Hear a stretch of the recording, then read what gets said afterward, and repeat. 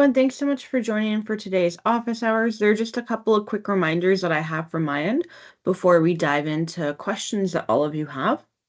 I want to remind everyone that we have a couple different mechanisms to engage with us. We have this weekly office hours that's really geared towards those in US and EMEA to be able to join in and dive into any questions that you may have.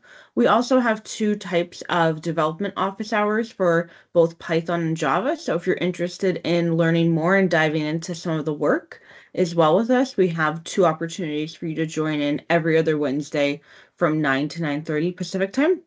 And then the last reminder I'll just have is monthly for APAC. On the second Wednesday of each month, we have an office hours from 4 to 5 p.m. Pacific time that we'll have tonight for that audience as well.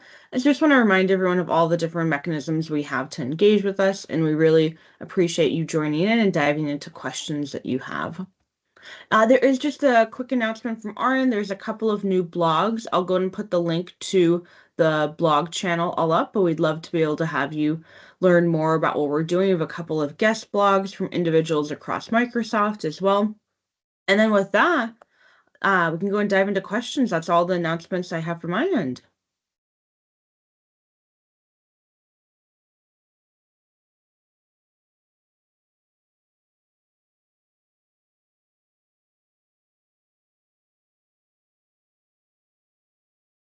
So yeah, if anyone does have a question, feel free to come off of mute or put it in chat as well. We'd love to hear from you.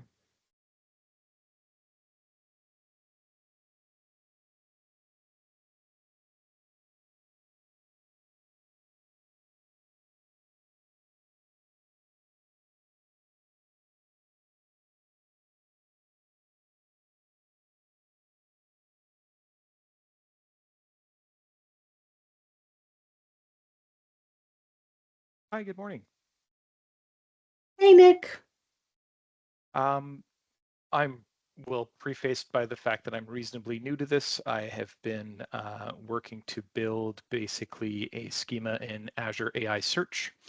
And I know that I need to build a RAG pattern on top of that. I started exploring, I guess you could call it an extension to Semantic Kernel, which is semantic memory. And my questions are, is that still sort of the recommended best practice if I need to build RAG inside of semantic kernel? So what's the recommended path as of today? It's a little bit hard always, you see all sorts of projects and you don't know which ones have been left behind and so on. Yeah, we've been going through and updating a lot of our samples, and the ones that we have out on RAG should be more up to date. But I'll definitely turn it over to the semantic kernel engineering team as well to clarify further. Yeah, I can take this one, Sophia. So there's a couple of options, right? We actually have a blog post that's in draft at the moment, right, which shows how to use, if you have your data in Azure AI Search and you want to do RAG with semantic kernel, we have this with your data feature. And it's very, very simple to use because you just say, when you're configuring your chat completion service, you just point to the AI search index, and then when you ask questions, it automatically kind of like looks for context and injects that context into the prompt, and you get the kind of RAG pretty much for free, right? Like you don't really have to write any code; you just have to make your data available. So so that blog post has actually been reviewed at the moment, and hopefully we'll send it out by the end of the week or early next week, right? So that's one option, right? And there's a lot of configuration, as you know, you can do in Azure AI Search. The kernel memory, that is there's a lot of people using that option where they want to stand up their own service and they want to do their own data ingestion and control the data ingestion, and where they might want to use other data stores as well. It's it's not a fully supported production ready solution, but like Devis is basically who's the main developer on it, is updating it and he's keeping it up to date on a best effort basis. But he does have quite a few customers using it, like so It would be good to connect with Devis and let him know what your plans are, so he can make a more specific recommendation as to kind of like whether this is a Sure. good option or not for you to use. So yeah. I would say the first challenge that I've hit in that is it is very much currently designed to bring in your own data and documents, write it into a schema that it is aware of, Yeah. and then consume that schema later on, which is not really what I've got going, right? I've got like a big data pipeline and it's a complex schema. Many embeddings. I have at least 4, different vector embedding fields, as well as, lists and adjectives and things that we also need to extract from it. So it's not a one-to-one, I think. So that I definitely know that I have work to do. What I'm looking for Yeah. is what should I build from in order to do that. So sorry, you said the name was Davis?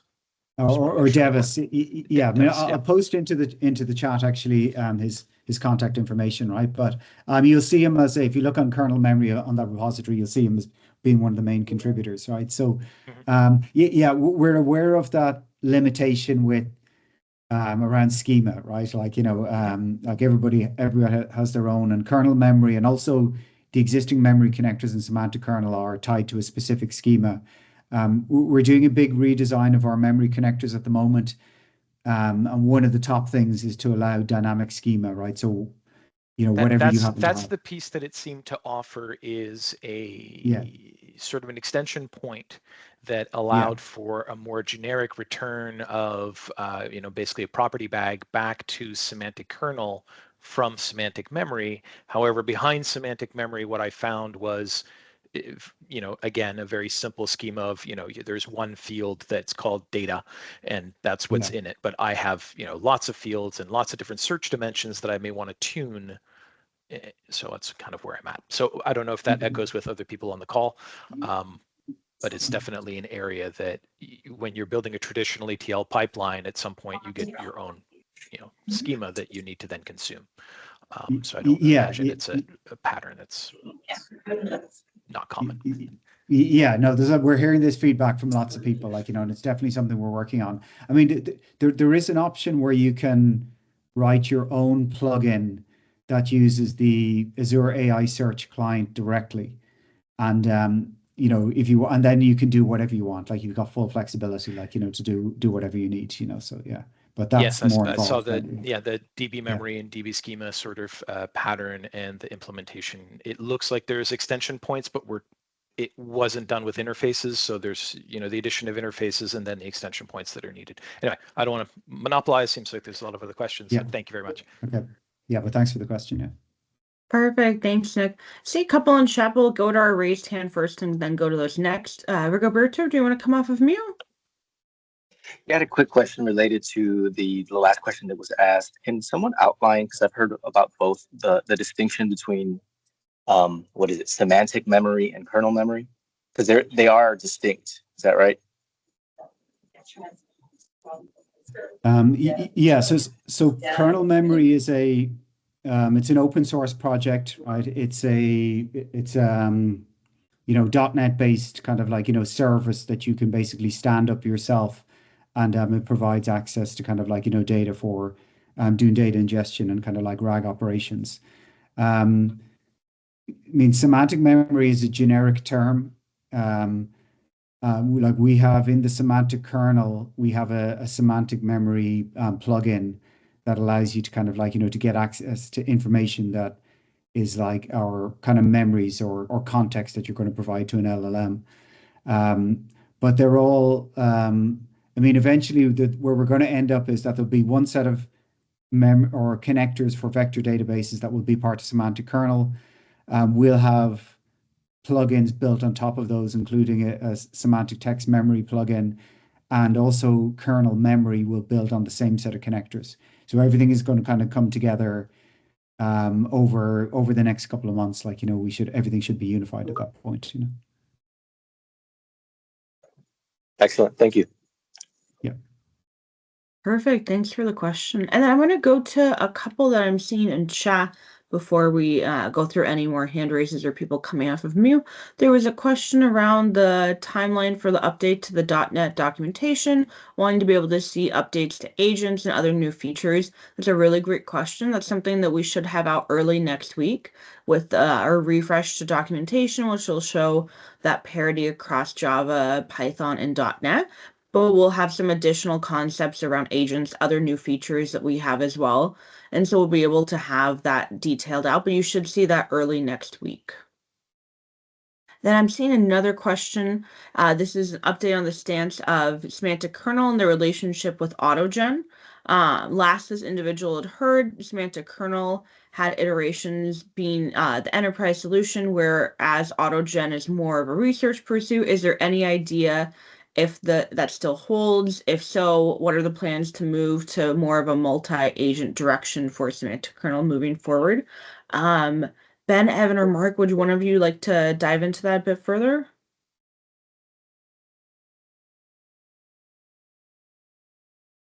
Yeah, sure, I can take it. So I think as far as sort of the relationship between SK and AutoGen goes, that is still the current stance, right? They're very much research project, right? And we're kind of focused on more stable sort of enterprise features, things like that. That being said, we are doing some work to support agents within SK. So we do have a new agent framework that was just put out. Currently it is for .NET only, but we are doing work right now to move it into Python. I put the link for the docs for that in the chat. So yeah, take a look at that. And if you have any questions, please let us know. Yeah, and just to pile on there, those that is multi-agent. So definitely, take a look at the getting started.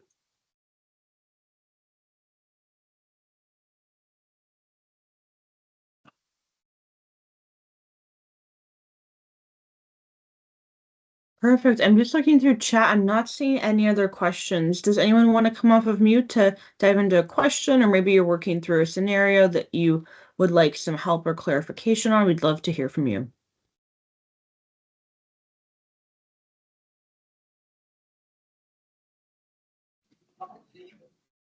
Yeah, hi. Can you hear me? Yep, we can. Yeah. So I have a question regarding Planner. So we are working with the Microsoft team, and they suggested not to use Planner after the recent release. So is this any alternate, or what's the scope of it?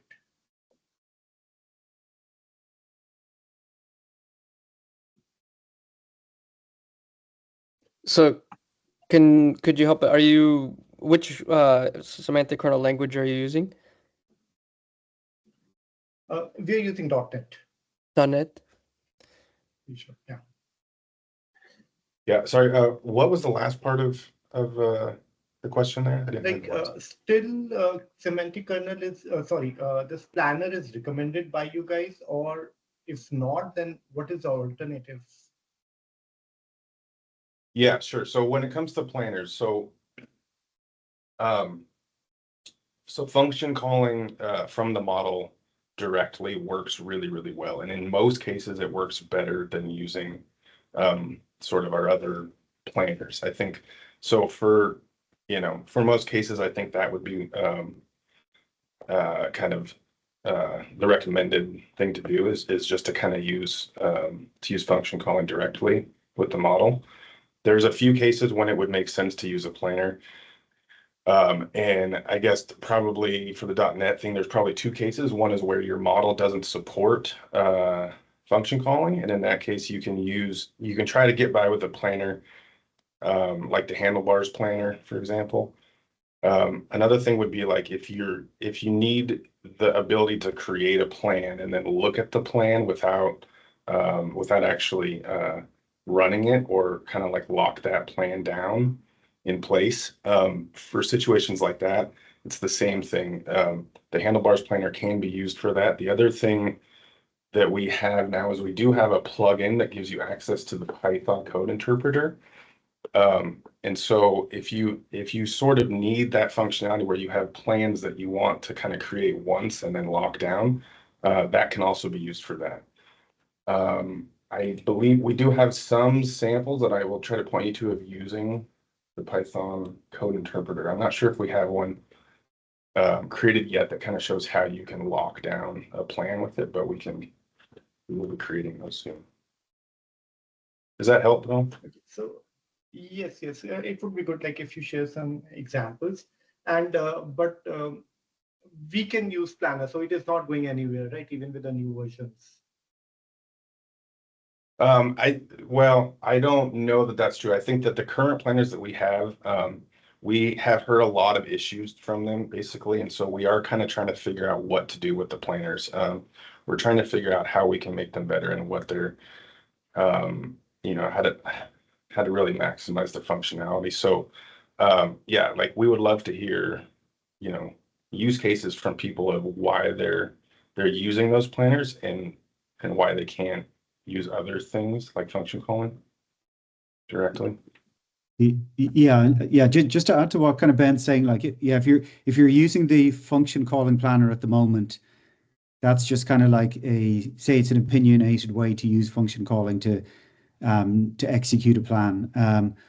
We're going to provide support so that you can actually use the function calling directly and achieve the same objectives, right? Like, so you'll have a migration. If you're using function calling planner, you'll have a migration path just to use function calling directly, and we'll provide a lot more flexibility because we're getting a lot of feedback that people want more control over the function calling and what functions are being used, what data is being passed to the functions. So we want to basically expose the insides of that planner and allow people to do more control things. If you're using the handlebars planner, the feedback we're getting is that people are running into limitations in terms of they're trying to express their plan in handlebars syntax, and there's some limitations there. It's not expressive enough, and for very complicated scenarios, it starts to kind of break down and not work particularly well. The Azure container apps, like, so the ability to get the LLM to generate Python, we think that's a better long-term plan. So you can generate Python and then actually have the ability to run it safely in a sandbox environment. And then you'll get much better results because the LLM will do a much better job in generating Python than it will in trying to generate a plan in handlebar syntax. We're also doing some work kind of on agents that Ben mentioned earlier on, where, for some of the planning things that you want to do, agents may be a good option because, again, where you ask the LLM to perform one operation that's quite complicated and generate a plan for it, you can start, if it gets very complicated, it can start to kind of like be less effective. Whereas if you use kind of like a set of agents to achieve the same objective, like you can get much better results. So we are going to have kind of like some articles and some samples published over the next period of time that explain how you can migrate from the existing planners to kind of like the alternatives that we're recommending. Like, so expect to see those coming out over the next few weeks. Okay. Yeah. Thank you. Perfect. Thanks for the question. I'm seeing a hand up. Colton, do you want to go next? Sure. Can you guys hear me? Yeah, we can. Perfect. So my question is actually very in line with what Mark just discussed, and it also has to do with the planner. So I actually put a discussion up like a week or two ago, and basically my implementation here was I was initially using the function calling stepwise planner, and what I would notice is that occasionally it would generate a plan and either the arguments for a function call would be a little off. There might be a little bit of hallucination. So it was just a little easier if I could just edit that plan. And I know that there isn't built-in functionality for that right now. So I just went ahead and kind of did it myself. So I made like basically call the function calling stepwise planner, get the plan, and then I'm just proceeding as a typical chatbot from there on. And what I'm doing is I get that plan, and then I edit it or not. But then whenever I'm adding things to the chat history, so I'll have the plan, I'll have the user response, and the assistant messages kind of going back and forth. What I'm struggling with is adding in the tool calls to the chat history to build up that context. I couldn't figure that part out. And I was going to see if anyone could be of assistance there. In fact, I can link the discussion in chat if someone wants more context. Yeah, if you could pop it in chat as well, that'd be perfect. I do recall we were chatting about this in our triage as well. Um, if I think Evan, were you the one who was looking at this a bit further? Yeah, and I'm sorry I didn't do my due diligence yet. I need to. So you're struggling to add tool calls to the history, or you're handling the tool calls manually? Is that So I'm not handling the tool calls manually per se. I'm still using the automatic function calling, mm-hmm. and then I'm trying to see if I can add in the tool calls to that chat history as it occurs. If I have to do it manually, that's okay. I'd rather not, but if that's the best way forward, I can do that as well. No, I think okay, so if I'm understanding the flow, you have a plan, you then just continue as a chat. That if you're using automatic function calling, those tool calls should be added to that chat history already, but you're not seeing that propagated back up to where the chat's occurring. Is that the idea?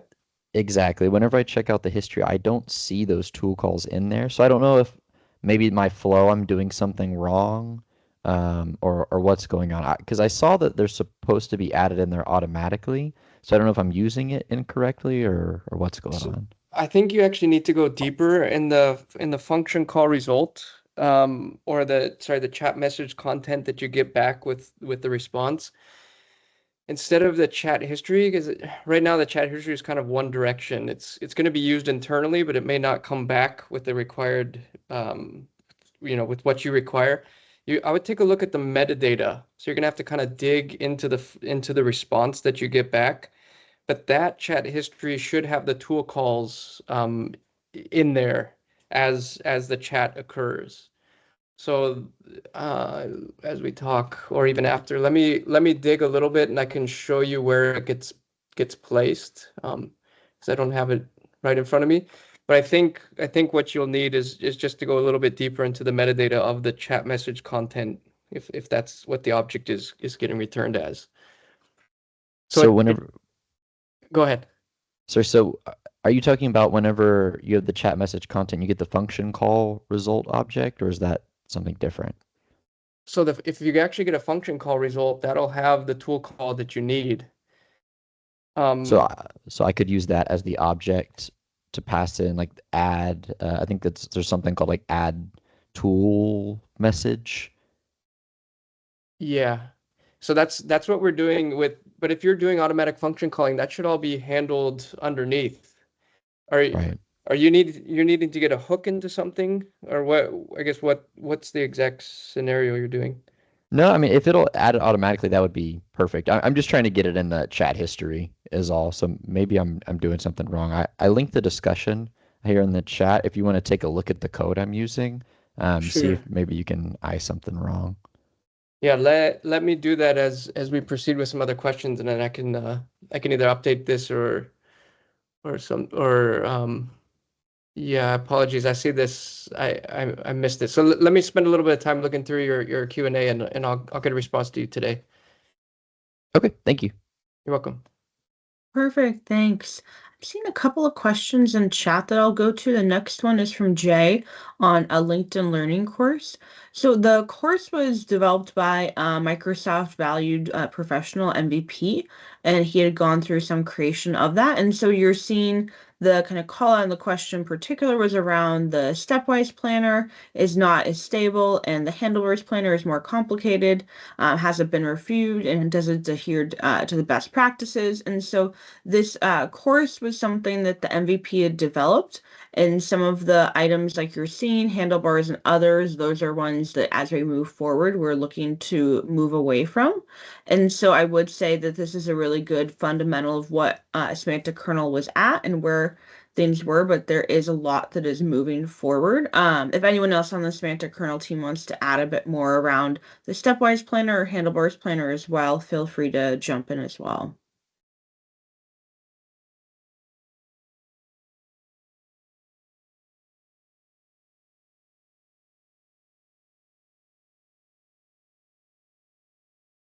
I'm just looking at the next question from this as well. There's one around is a public and sub mechanism for agents in place.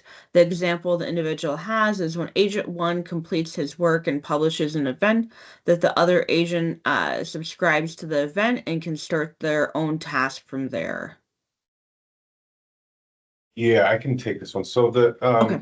I don't know that we have really like the pub sub kind of model that you're looking at specifically, but what we do have is our agents tend to work together within a chat. So that's sort of a like the pub sub model that we use. It's like a group chat for agents. So let me paste a link to the sample right now that talks about chat with a group of agents. And so the way that it works really is like, one agent does something and then it sends back its message to the chat. And then based on that, right, other agents in the chat can then start doing things. And there's different strategies which you can tune to sort of to figure out how to pick the next agent to run and different things like that.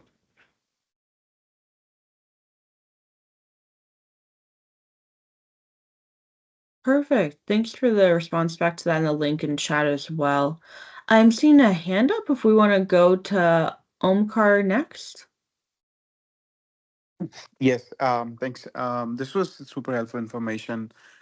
I guess I keep coming back to the larger theme here, and I don't want to explicitly get into what tool I should use for this. But what I'm trying to understand in sense of like future direction here.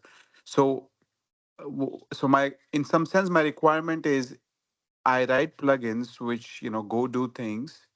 Um, but then I don't want the AI to do the things without getting some sort of consent from me, right? Because you, a user really needs to give their consent on if the actions that AI is going to do, they agree with those, right? Maybe in this case, it could be like some sort of data manipulation, and you don't want that to happen without the user knowing it just by automatic function calling. So there's some set, in some sense, I want user to first monitor what the AI is going to do, and then maybe modify that particular piece, or ask it to do it in a different way, and then make AI do that. So I don't want to. I'm kind of trying not to use the word planners, but is that something that agents can help with going future if you're not using planners?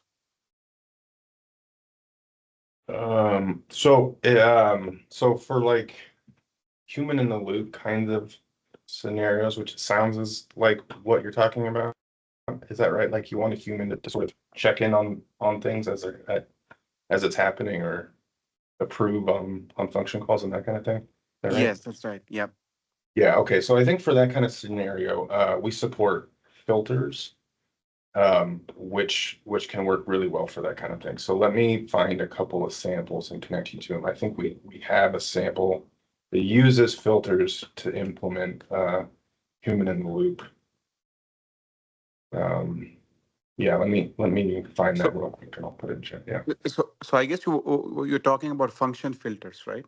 Yes, that's right. Function filters. So my understanding based on my use, my use of them was by the time the function filter call is invoked, it's pretty late in the game. I mean, you're pretty much at the point where the model is doing the function calling. So the function calling has happened, and there's just this pre-run hook that's basically running right now, and you can add code there which says, abort this function call, and that's completely fine. But then I want something wherein before even the model does the function calling, I can see what function it's going to call.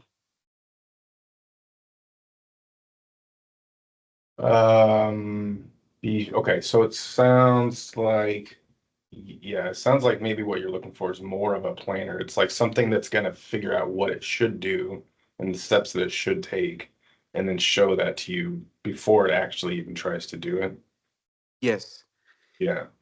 Yeah, that sounds like a planner. That's more sort of like the handlebars planner, or potentially like a Python planner that you could sort of implement with code interpreter. I see. Okay.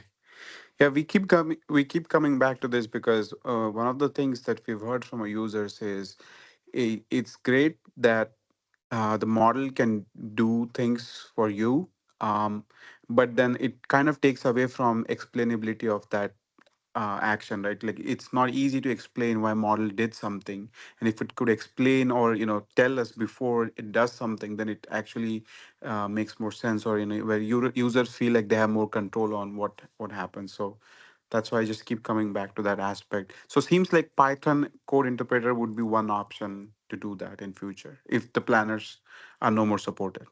Yeah, yeah, definitely. I think so. And yeah, we'll be working on creating samples over the next few weeks to sort of show how you might do something like that with the Python code interpreter.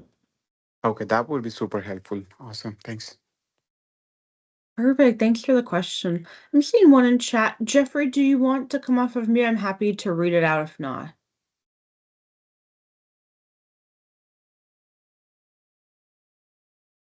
I'll go ahead and read it out. Jeffrey had added, just to riff off, including tool use in chat history. I think one motivation for this is that you can then use an observability platform to build a data set of good examples of how an agent should use tools, and that you can then RAG back in. Is there anything else from the semantic kernel side we'd add to this? I guess I will just call out that, yeah, we do support that, and generally, tool calls do make it back into the chat history. And if you take a look, we also do support semantic conventions for OTel, for OpenTelemetry. So I can put a link in the chat for that also, but you can hook up telemetry to your chats and to your plans and all these things, and sort of see all of the different tool calls that are being made. Perfect. Thanks, Ben. Appreciate that. Just looking through chat, I'm seeing one other question from Rahul. A question about embeddings. What's the best way to convert complex nested JSON documents from Cosmos, as it seems like we only can convert text to embeddings right now?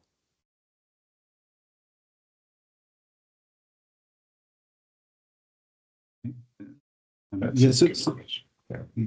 yeah, so one thing you can do if you have a complex document is you can generate embeddings for different parts of the document. So, if it had I don't know, a title, a description, and maybe some other data, you could create embeddings for each part. And then when you're doing your searches, you can decide which of the embeddings that you use to perform searches on. But do you want to come off mute and maybe talk a little bit more about your use case? Hello, am I audible? Yes, you are. Okay, perfect. So in my Cosmos, I have like let's say 20 fields, and like some of the fields are like nested JSON documents inside that. So what I want to do, like right now, what I did was like created an embedding string format. So I had a template where every field and like key and value, it is like in the form of key underscore value and then space and then next key underscore value. So through that, I'm able to embed all the document at once, but I'm not sure it's the effective way to do that.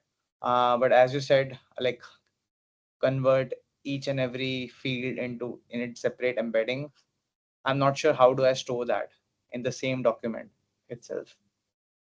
Yeah. So the problem, if you're using the semantic kernel abstractions at the moment, right, we only support, a single data field and a single embedding, right? And that's a limitation in our current design, right? So we're going through a redesign process at the moment, so you can support any arbitrary schema. So for now, you probably have to use the whatever the client. Which vector database are you using? So currently I'm using the Cosmos DB for MongoDB vCore. I think it's the only one Okay. that supports vector search on top of Cosmos DB. Okay. Yeah. Yeah. So you're probably going to have to use the client API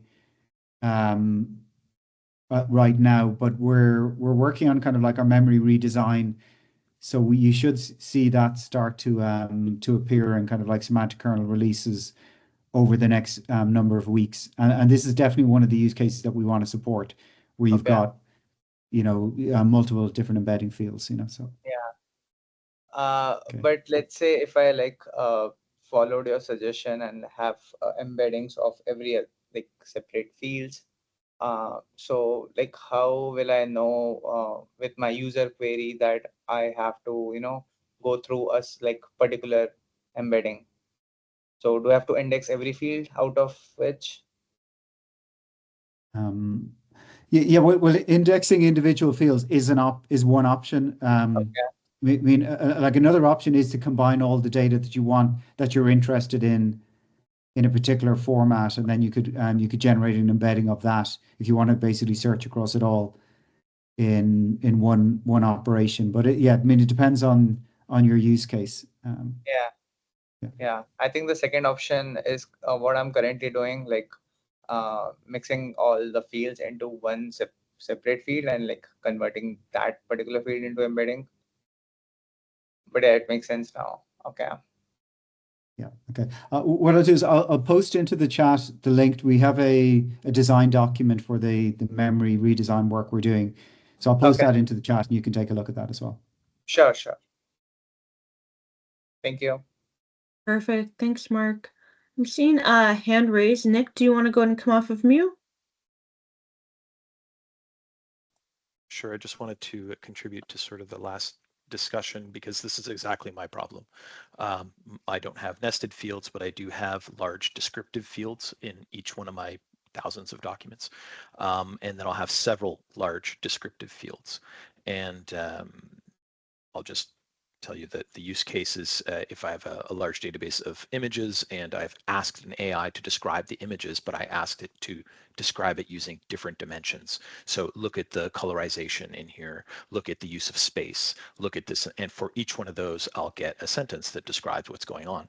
That provides a semantic description across several different search dimensions, and the goal is to understand user intent in their search and then be able to weigh the search results while looking across all of those different dimensions. So each one of those has its own embedding. And so every large, paragraph or sentence type field has its own embedding. And then I'm doing a vector search across all of those. And with Azure AI Search as the backend, I get a ranked result.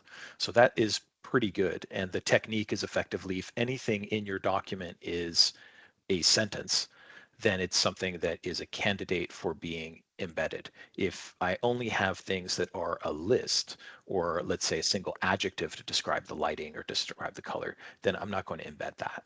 I'm leaving the search engine to do the right thing with just a word match or nearest neighbor type word match. So that's the approach that I've taken. Maybe that will help you in thinking about, I have this nested document, but at the root of the document, here are 2 or 3 embeddings that represent the larger text blocks that are, nested deep in your document. That's the thing that you want to do your vector search on. And then if you have a bunch of other properties, I don't know that it sounds like your current approach is maybe a comma separated list of key value pairs, right, for some of your properties. And that approach, I don't think you're going to get great hits on embeddings just because of the way that embeddings work, right? It's trying to suss out the meaning of what you're doing, but all you're doing is giving it key value pairs. And so you may actually want to turn each of your key value pairs into very small sentence fragments that better represent your data and basically have it write a paragraph from it. In order to get better embedding. So those are some techniques that maybe you can try. Both the large blobs of text, turn those directly into embeddings. And then if you have what are a bunch of key value pairs, can you make a consistent description using that or a consistent small paragraph and embed that? Maybe others have some other views on approaches that you could take there. Just sharing sort of the thoughts that I've used. So good luck with it. Yeah. Yeah, those are really good suggestions, Nick. Thanks for that. I was thinking sort of along the same lines, one thing you might try is like you could write a prompt and get the model to maybe describe the document for you, you sort of pull out key pieces of it and then use that, embed that.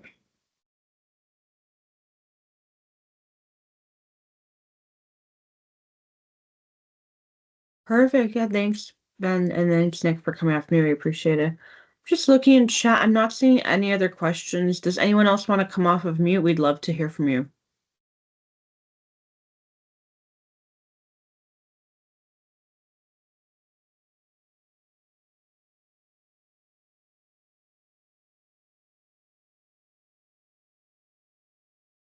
Hi everyone. Do you have any other office hour today? Like I can see 6 p.m. on my calendar.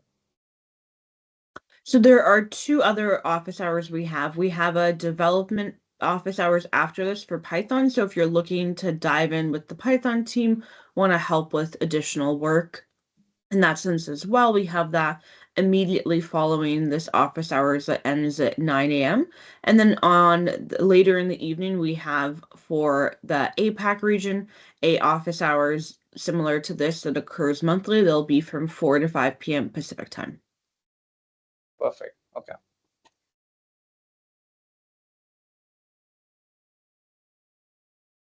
I have a quick question about the built-in plugins, the core plugin that Semantic Kernel offers.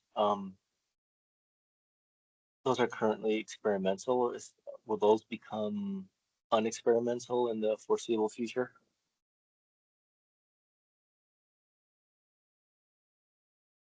So which plugins are you interested in using? I'm not exactly sure what they're called. I've just been familiar with the concept, and I've tried some, but not recently. But they're the plugins that I forgot the namespace. I think it might be literally Semantic Kernel core plugins, and I've used one, for example, that does nothing but return the date or time. And so you can import this plugin to your kernel and then use automatic function calling. And then if your question pertains or answering your question would require the time, the automatic function calling would be able to utilize that. And I can't, there's like a short list, but like currently I'm just trying to stay up to date with the most recent functionality of Semantic Kernel and eventually be able to teach my team like the latest. And so that's a concept that we've talked about that potentially we could use the ones that you guys already provide with in that Semantic Kernel. So I guess the specific thing would be the Semantic Kernel core plugin namespace, the plugins that are included there. Is there anything that you know of that they would become unexperimental at any time? Yeah, so what we found is that the collection of things that are in there are, I mean, it's only a very small collection of plugins, and right. So yeah, some of them aren't particularly useful, and some of them, like the time stuff, are useful, but most people end up kind of like writing their own version that's, a little bit tweaked to kind of like, what they need, right? Like, whatever time representation they want to use. So, I mean, what I'd recommend is if you're only using kind of like time and stuff like that, maybe kind of roll your own plugin for doing that. We don't have a concrete plan to make those, to graduate those, and we are considering kind of getting rid of them because we don't really have any kind of like strong use case for keeping them, or if we don't get rid of them, we may change them completely into something that is useful, So, Yeah, but that helps. Thank you. Yeah, but if you do, I mean, if there's something in there that you think is really valuable, yeah, just let us know, like, yeah, like post in the discussion or post in an issue if there's something that you're using, and we can consider including that in something we graduate. Yeah. Definitely. Thanks. Great, thanks for the question. I'm seeing in chat a question from Steve. Steve, do you want to come off of mute to elaborate further?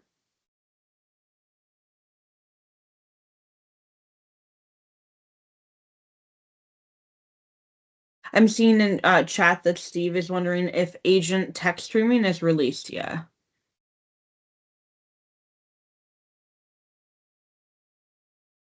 Yeah, I'm just taking a look at the code right now. I believe that the agent chat supports streaming, but I need to verify that. The assistant V2 stuff is not in yet. So like we have some assistant agents, some OpenAI assistant agents, and those are not supporting streaming yet because that's part of the V2, but that'll be out soon. But I think that the normal chat does, but let me just verify that and then I'll send a link.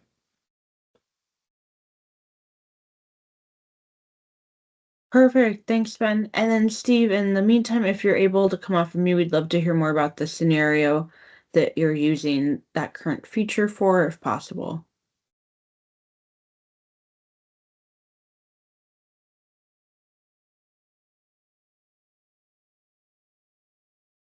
Yeah, hey guys. So yeah, for the text streaming, it's kind of a complex issue because you know, with the agent chats, I have like 5 or 6 agents talking, and then upon completion, based on some criteria for the execution, the kernel execution, I want the final agent to stream the response, but I don't need streaming for any of the other agents. So I kind of need the ability to turn that on or off per agent in particular. I see. That's interesting. Okay. I don't think that we support that currently, but again, I will verify. Okay, thanks.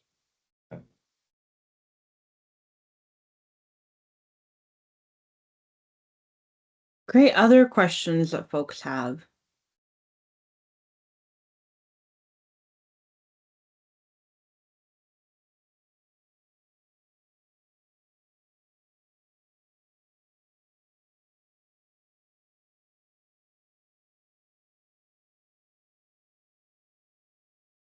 I've seen we've gone through everything in chat. Oh, perfect. We have a hand raised. Nick, do you want to go and come off of mute? Yeah, just me again. Am I understanding that the consensus or the direction is around using agents for a sequence of agents in order to manage complex scenarios? So I talked a little bit about my scenario earlier where there might be sort of intent analysis where you would figure out like what is the user's intent so that I can have a better RAG search, which would then provide, say, those images that I talked about. And then I want to take those images and I want to do something with them. And so there would be a follow-on, piece of logic that would happen. And then eventually I would want to get into a situation where we're going back and forth with the user, or the AI self-analyzes its results and said, okay, I took the user intent. This is the user's intent. Now I went to RAG and I got a bunch of stuff. I made my first draft. I'm going to have a look at my first draft and see if my first draft matches the intent. And if not, then I might do one more cycle. If it does match the intent, then I'm going to present it to the user and see if they want me to try again. And then you get into a more classical chat mode. So for all of that internal logic that I just described of understanding user intent, I don't know, they want just sunsets or who knows what. Now you're going to go collect sunsets and then you're going to merge it into like this multi-sun world thing, whatever it is that you want, DALL-E to go do. It comes back and says, here's that image. And then you look at the image, you analyze it, and then you check it against the original intent and say, yeah, that's a thumbs up, that's a thumbs down, move on. So when you want to try to build gating logic like that, or you want to build a recursive logic like that, where do you see that going in semantic kernel? I did not hear planners.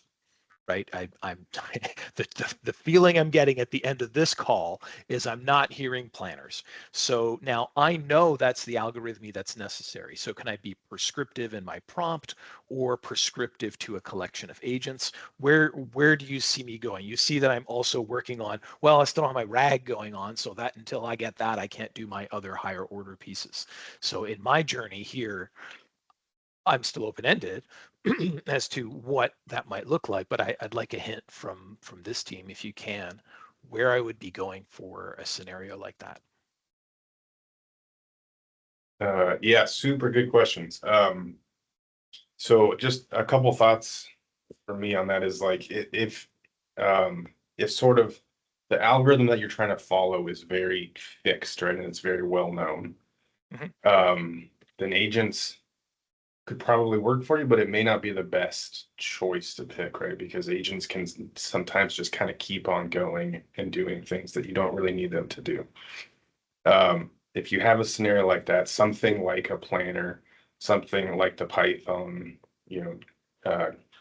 code interpreter stuff is probably the best bet for it. If you have a situation where you're not exactly sure what needs to be done, then I think agents can help a lot. And when you have cases where you're doing something and then you want the AI to kind of score that thing and maybe, try again or change it and things like that, and it could kind of keep going in a loop like that for some period of time. In that case, I think like agents can be really, really good for that kind of scenario, right? They're very, effective and it's sort of easy to set up multiple agents in this chat such that they can do that. So yeah, I think it sort of depends on the scenario and how deterministic it is. Yeah, thank you.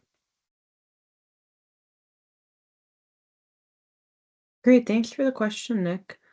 I'm not seeing anything else in chat. We're to the end, so if there are any final questions that individuals want to come off of mute for, please do, and we'll give it a few more minutes.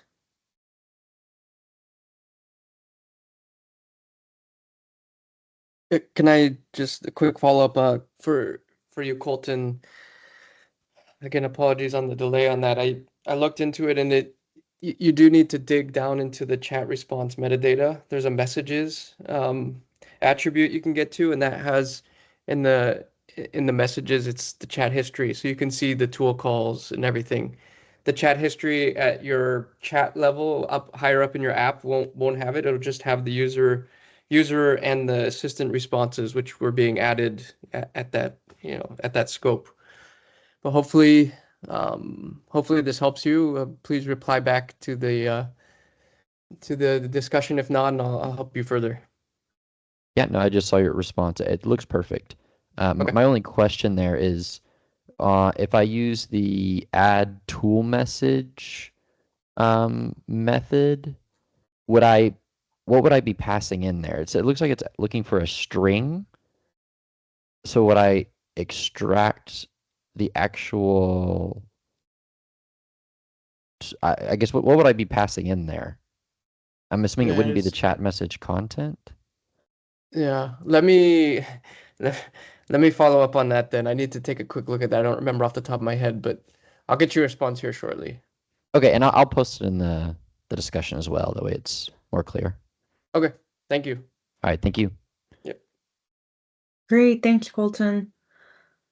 Not seeing any other questions on mute. Any other final questions individuals have as we come to the end of our office hours?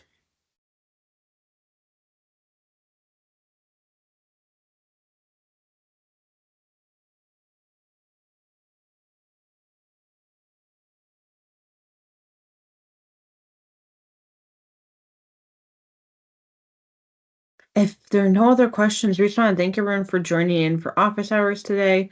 From the Semantic Kernel team, really want to thank Mark, Evan, Ben, Evan for hopping on to dive into all the questions as well. Really appreciate the time, everyone. And if there are any questions you have in between these office hours and GitHub discussions, we go through and triage those very regularly throughout the week. And so feel free to post questions like Colton, others have done as well, and we'll be able to get back to you in between these office hours as well.